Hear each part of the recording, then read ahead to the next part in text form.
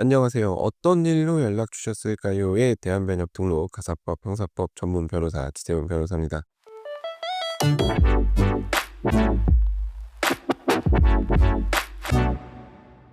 자, 어느덧 4 월의 마지막 날이 되었습니다.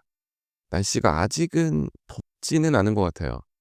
생각보다 4월 달에 일교차가 좀 있어 가지고 오히려 아침 저녁은 좀 쌀쌀하다는 느낌이 아직도 드는데, 이제 5 월이 되면 봄이 끝나고 여름에 가까워지겠죠.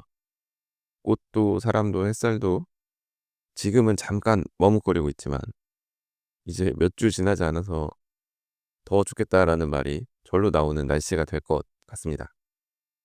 5 월은 가정의 달이라고 부르죠. 어린이날에, 어버이날에, 스승의 날까지 행사가 참 많습니다. 그래서 인제 5월 달에는 서로 간의 관계를 다시 한번 돌아보게 만드는 달인 것 같기도 해요.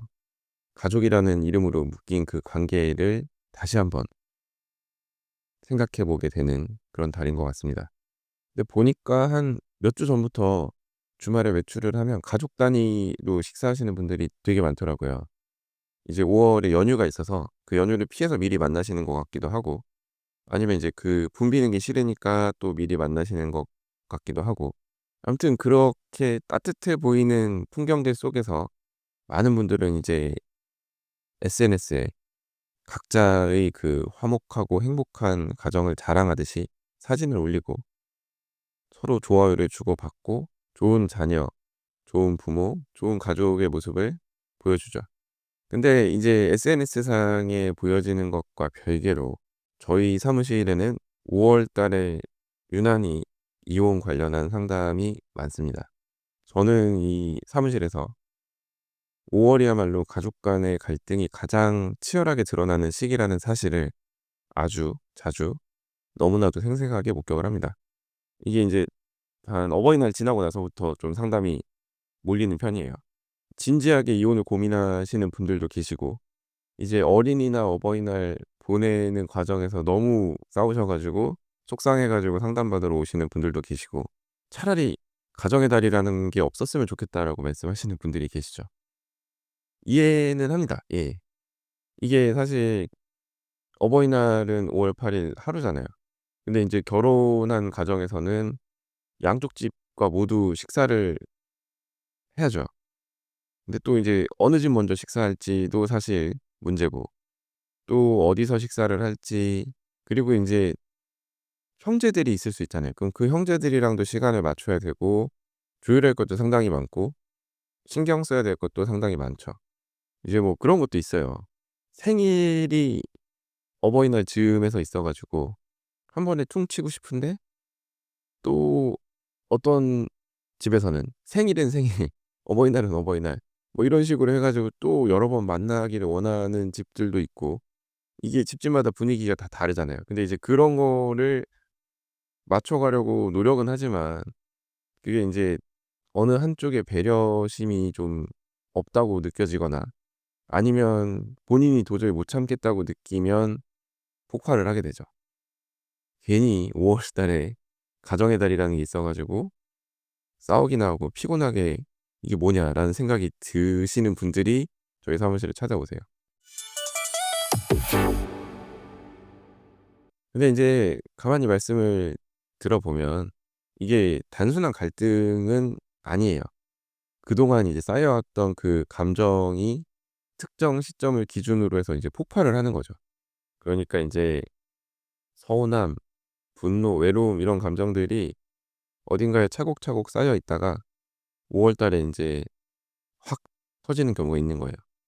왜 명절 지나고 나서도 이혼 고민을 하시는 분들이 확 늘어나는 것처럼, 사실 5월 달도 거의 명절이나 다를 바 없죠.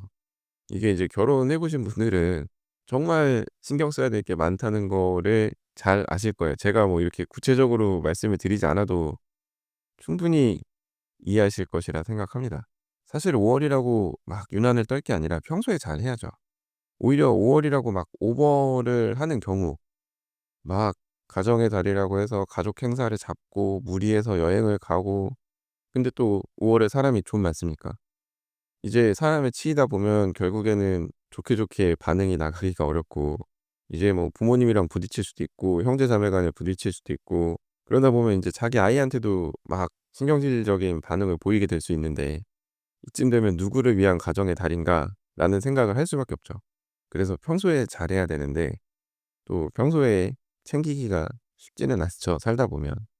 그러니까 5 월이라도 챙기라고 가정의 달을 누군가가 이렇게 만들어 놓은 것일 텐데 5월 달에 싸우게 되는 이유는 셀 수 없이 많습니다. 정말 다투려고 한다면 뭐 다툴 수 있는 게 한두 가지가 아니죠. 자, 어린이날 선물 같은 경우도 그래요. 인제 예를 들어 보면 어린이날이 다가옵니다.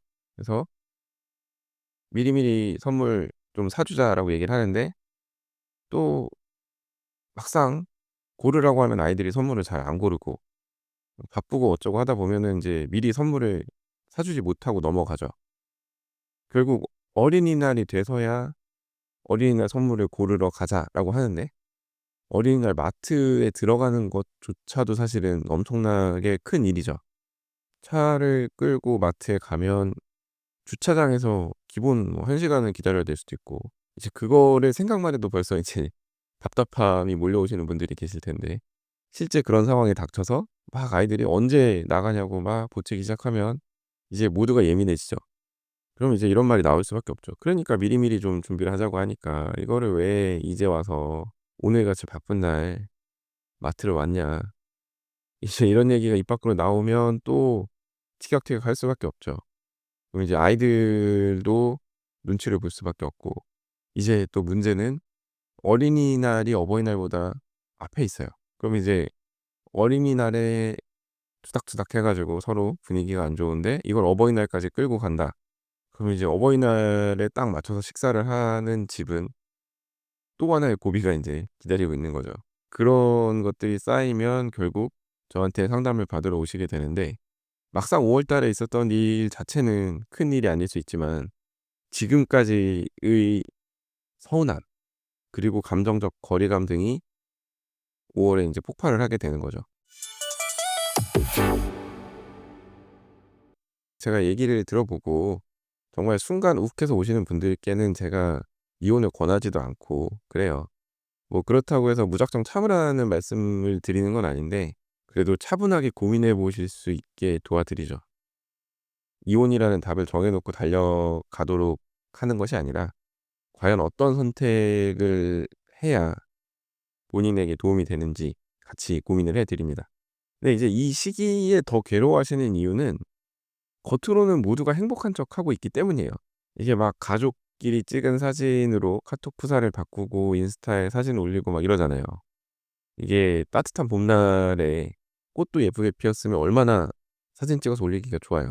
그리고 인제 회사나 이런 데 가 가지고 막 힘들었던 일 또 얘기는 잘 안 하잖아요. 그러니까 본인은 어디서 식사를 했고 뭐 "맛이 있었다. 좋았다." 뭐 이런 얘기를 하는데 그런 거 듣고 있다 보면 '아 나만 지금 집에서 뭐 하고 있는 건가?' 싶은 생각이 들 수 있거든요. 근데 이제 아니에요. 다들 5월 달에는 티격태격하면서 살고 그렇더라고요. '우리 집만 이상한 건가? 내 남편이 아니면 내 와이프만 이상한 걸까?' 이렇게 생각하지 마시고 그냥 ''5 월에는 모두가 이상해진다.'라고 한번 생각을 해 보세요. 그러면 5 월을 오히려 떼어 놓고 생각을 하면 명확하게 무엇인가가 보일 수 있습니다. 만약에 이 5 월에 있었던 일을 떼어 놓고 생각을 해도 근본적으로 뭔가 관계에 문제가 있었다고 느끼신다면 정말 그때는 고민을 해 보셔야 되는 거고 아 이게 5월 달 만의 문제다라고 하는 거면 그냥 5 월은 참으셔야죠. 본인이 그냥 희생한다고 생각을 하셔야 마음이 편하고 모두가 편안하게 5 월을 보낼 수 있을 겁니다. 이렇게 생각을 해요 저는. 그러니까 5월 달에 가족을 반드시 챙겨야 돼서 가정의 달이 아니라 가족끼리 일단은 만나서 지지고 볶고 하는 과정에서 앞으로 가족끼리 어떻게 잘 지낼 것인지 고민하는 그런 기회를 주는 달이 5 월이 아닐까 싶어요. 제가 너무 안 좋은 쪽으로만 말씀을 드렸는지 모르겠는데 또 가족끼리 만나서 지지고 볶고 하는 과정에서 '이게 사람 사는 거지. 그래 이게 가족이지.' 뭐 이런 감정을 느끼실 수도 있을 거예요. 근데 이제 제가 드리고 싶은 말씀은 너무 극단적으로 가지는 말자고요. 다 지나고 보면 별것도 아닌 일인데 그거에 욱하셔 가지고 변호사 사무실까지 와서 상담받고 딱히 얻어가는 거 없이 돌아가시면 돈이 아까울 수 있잖아요. 저는 그래도 돈이 아깝지 않게 법적인 것 이외의 조언도 같이 드리려고는 하는데, 이제 제가 드리는 그런 위로나 조언이 모든 분들에게 또 다 와닿진 않을 수 있다고 생각은 하거든요. 결국 본인이 느끼지 못한다면 옆에서 무슨 얘기하던 소용이 없겠죠. 그러니까 5월 달 힘내서 잘 버티시라는 말씀을 이렇게 한번 드려 봅니다. 자, 오늘 제가 준비한 얘기는 여기까지이고요. 오늘도 끝까지 들어 주셔서 감사합니다. 자, 다음 에피소드에서는 더 흥미롭고 유익하고 현실적인 그런 법률 이야기로 찾아뵙도록 하겠습니다. 이상 대한변협 등록 가사법 형사법 전문 변호사 지세훈 변호사였습니다. 감사합니다.